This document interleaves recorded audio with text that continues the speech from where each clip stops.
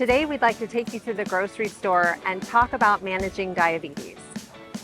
Non-starchy vegetables are great for your overall health and for stabilizing blood sugar because of the fiber content.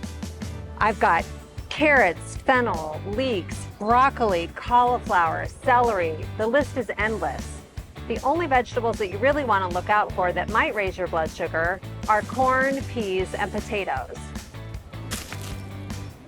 All fruit doesn't affect blood sugar the same way. Take pineapple and bananas.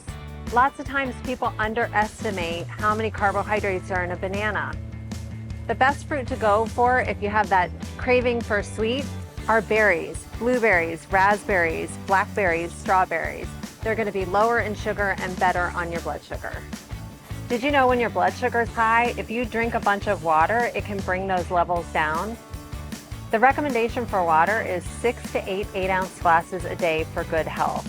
But if you have a craving for something that has a little flavor, go for diet soda, diet energy drinks, or flavored seltzer.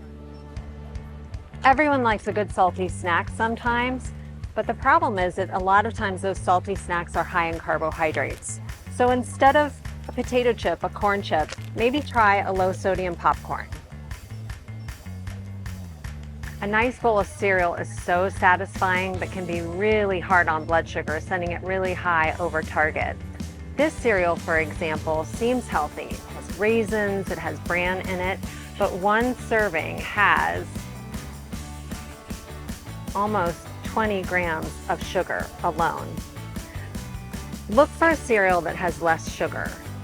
So you look at the label, find total carbs, then you're going to see dietary fiber, and then you're going to see sugar.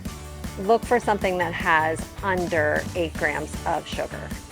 If you'd like more information about recipes or managing your blood sugar with your food, join us on Diabetes Friendly Cooking Demo every second and fourth Tuesday of every month.